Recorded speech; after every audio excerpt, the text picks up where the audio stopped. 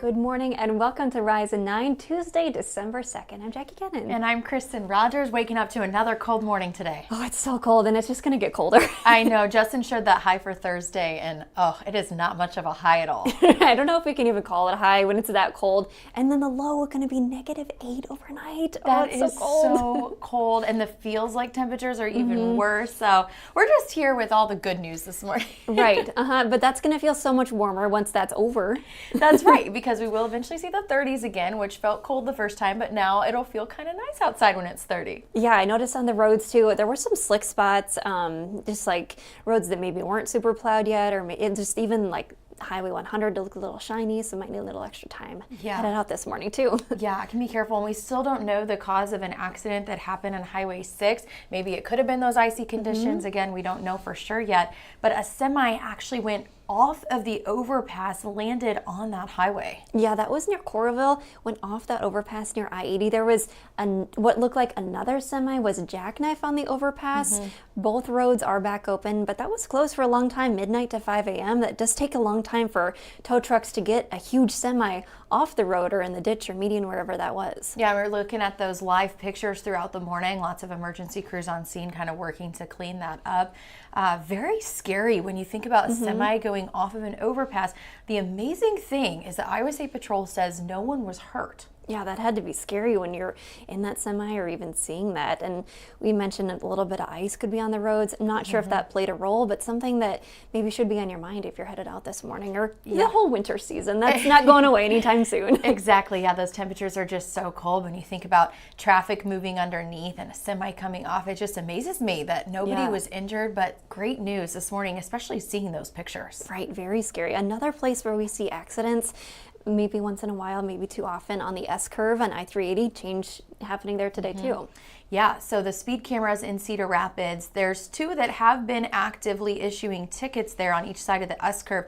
Now starting today, 2 in the opposite directions, also on each side of the S-curve, will start issuing warnings. They'll issue warnings throughout the month of December, and then they'll start ticketing January 1st. Yeah, so both locations going in and out of the S-curve there on I-380 in Cedar Rapids. If you needed one more reason to slow down, you shouldn't be speeding already. Exactly, yeah. So that'll be something to be prepared for, is that, yeah, both directions now, north and southbound, coming in and out of the S-curve in downtown Cedar Rapids, will be issuing tickets. Again, just going to be warnings for the ones that are turning back on today. I can give you those locations specifically. J Avenue Northeast on that northbound side, and then First Avenue heading south. That's where the warnings will start today. And the reason why those had been paused, that was a new law that went into effect last year requiring cities and anyone to get permission from the DOT to be able to use them. The DOT had denied those, the city appealed, and then it approved it a couple weeks ago. So now that's why that change is happening, why they were turned off in the first place. Exactly, yeah. And weather having all kinds of impacts throughout the holiday weekend. We just came back from Thanksgiving, a lot of people's holiday travels, but then also small businesses. Small Business Saturday saw around a foot of snow. Right, and I, look forward to doing shopping that day. I didn't get out and get anything done. So we were talking about this yesterday, that hopefully people could still go out later in the month. But that is what one small business owner is calling for people to do, is do some shopping local.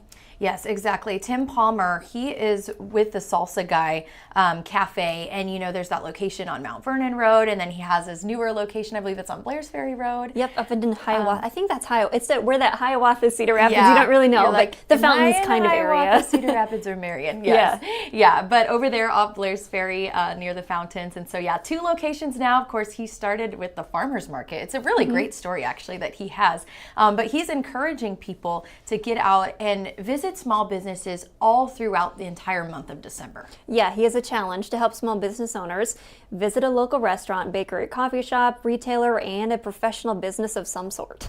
Yeah, a lot of small businesses missing out on that foot traffic on Saturday. Some weren't even able to open at all or didn't open at all. And so big day for them to not be opened when it's a day solely focused on small businesses. So yeah, now there's this push to try to get out and visit small businesses throughout the entire month. And Tim said that Tim Palmer, the Salsa Guy owner, says it's not just, oh, it'll get better later, that, you know, when you staff up and you buy extra food and ingredients, you get ready for a big day on Small Business Saturday, even knowing the forecast, you still have to prepare, that those effects just don't go away. It kind of compounds. And we probably saw this too all over social media, other businesses sharing this. I saw Friday shared and said, as a restaurant, half ice cream shop, that's something when they stock up and have extra workers. And when, it's good that people do stay safe and know what they're comfortable with on the roads, but they do have those impacts at the same time when they don't have those customers. I saw that post too. They were saying they rely on that foot traffic that you get in Uptown Marion. And so without that on Small Business Saturday, a lot of businesses really kind of felt that.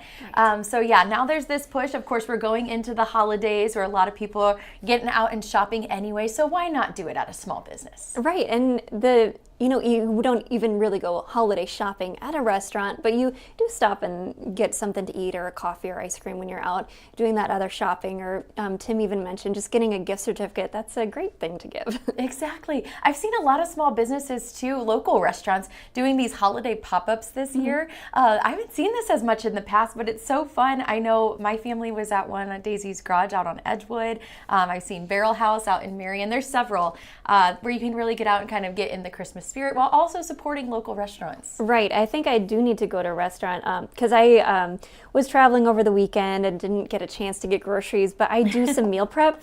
Yes. So then I make a whole bunch of recipes. This is some goulash that looks I'd delicious. made. Yeah, really good. Well, it's my husband's favorite. It's mine. Okay. It's just, it's easy to make. I do it in my pressure cooker. Just really quick and easy. Throw it in the freezer and then I have something to eat. That's I made, but I think I would also like to go to a restaurant though. How long does it take to make goulash in a pressure cooker? 3 minutes. That is so fast. And that's with the noodles not cooked yet? So it does take 3 minutes in the pressure cooker, but you do have to brown the ground beef, and then you add the tomatoes, tomato sauce, the dry pasta, put it all in, takes 3 minutes once it comes up to pressure, which takes like 15 minutes. But you don't have to boil water or on the stove top. It's all in one pot. It's super efficient. So you do put the dry noodles in there. Yep. That turns out well. And then it the noodles soak up that tomato flavor and it makes a good dish. That looks delicious. My husband and I tried a new recipe over the weekend. We are trying to find things that we can eat that our kids will also eat because they're both super picky, especially our son. And so it's very hard at dinner a lot of times, and I'm sure other parents can resonate with this too.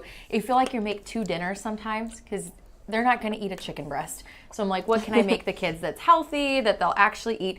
We thought mac and cheese, let's just try. I know it's not healthy category, but we're like, let's just try to make homemade mac and cheese. Yeah. Because that's at this point, my kids will only eat Kraft, which, I'm like, nothing's wrong with Kraft. Bright orange stuff. Come on, let's try. Little variety. Yes. So from scratch, we made this whole mac and cheese recipe, all the different cheeses. We hand grated our cheese. I mean, we put all this work in the kitchen, put it out on the table, and both kids would not eat it. Not even a bite? I convinced a bite by bribing a Christmas cookie. Oh no. It was not going well. They saw it and they were like, where's the bright orange stuff? This does not look right. It had breadcrumbs on it. I think I don't know. So now we have this huge thing. Your noodles reminded me because they're the elbow noodles. That's where I got to the story. The classic? Yes. So now we have this huge thing of mac and cheese that he and I are not going to eat all of. So we're like, okay, what do we do with this now? You can put a container in the freezer for when you have a busy weekend. There you go. Exactly, yeah. Back up, use it as side dishes. It was delicious, but yeah, still had to make a second dinner. Yeah, like I mentioned, I did the freezer meal for my lunch, but yesterday I was like, we don't have a whole lot of groceries in the house. I could sure go get some, but it was kind of snowy and I didn't really want to drive more than I have to. So I just had a couple cans of beans, some rice, an onion, and some chicken sausage. So I sauteed the onion, chopped up the chicken sausage, and threw in some beans and made beans and rice. It was really good. That simple. Sounds delicious. Lots of spices, tomato paste. Yeah, some hot sauce. Great. Hot sauce always makes everything better. I actually just cooked with chicken sausage for the first time, like 2 days ago. I had seen somebody on Instagram do this, and I was like, I think I can accomplish that. Yeah. So they just sliced up the chicken sausage and did like a sheet pan stir fry. So it was chicken sausage, and then I did 2 different kinds of squash, onion, mushroom, chopped up all these veggies, broccoli, and then I just put olive oil, salt, pepper, a little bit of garlic, and cooked it. It was so good. We put it over some white rice. It was so good. Like best stir fry I've maybe had. Yeah, and then So you just have easy. one sheet pan and a cutting board to clean up. Exactly. Yeah, easy. My husband liked it. He's usually not a huge stir fry fan, but yeah, it was super good. So I'm definitely going to do that again. And the chicken sausage really added a lot to it. That's good. Kids try that one or not really? No, Not a are you bite. kidding? No, I don't remember what we fed them that night. I do usually try to get them to at least taste the vegetables, at least taste what we're cooking, but you know, they got to eat. So I'm like, well, all right. Yeah, you probably maybe needed some vegetables. I felt like I did after the weekend of made up of cookies and pie. I know. Yeah, it feels good to get back into routine. As hard as it was waking up Monday morning after the holiday weekend, it does feel good to get kind of back in the swing of things and yeah, maybe eat something without so much sugar. Right. I did feel like doing some cooking last night, yesterday afternoon when it was snowy outside. I was like thinking what to do, and I have ingredients to make this. I think I've made it for you last year. It's puff corn with almond bark, and you can, I don't remember the exact recipe, it doesn't match out perfectly, but I do 1 package almond bark with 1 bag of puff corn. You just microwave the almond bark till and stir it every 30 seconds. So I think it took like 3 to 5 minutes, and then you pour it over the puff corn, spread it out on wax paper, pour a bunch of sprinkles on it, and it's delicious. My mom does 2 bags of puff corn for 1 bag of almond bark if you want more of like a savory salty, but I like more of the sweet sugary stuff. Yes, you did make this for me and I think some other people in the newsroom. It was so good, and also it looks really pretty too. Right, it's really Those festive with holiday the sprinkles. recipes. Yeah, it looks so pretty. So kind of fun to get into that spirit, think about the holidays and hosting and all of that. I had the Christmas music on, Christmas lights on. It just was great. Yeah, we watched Home Alone last night, so now you know it's getting real. I'm like, okay, we're busting out the classic Christmas movies. Yeah, and I just realized now I have my advent calendar. I need to pop it open. I'll have 2 to eat today. Yeah, there you go, double. I know, we just filled ours over the weekend. It looks like a sleigh, and it has the little drawers that you pull out. It lights up. So the drawers are tiny, so I put just little M&Ms in there. Yeah. But yesterday, when I told the kids it was time to open the first drawer, like the excitement that they got for that was so fun. So yeah, we'll have 25 days of that. Yeah, lots of good things to come this holiday season. Yes, looking forward to it. Thank you so much for joining us this morning on Rise and Dine. Have a great day.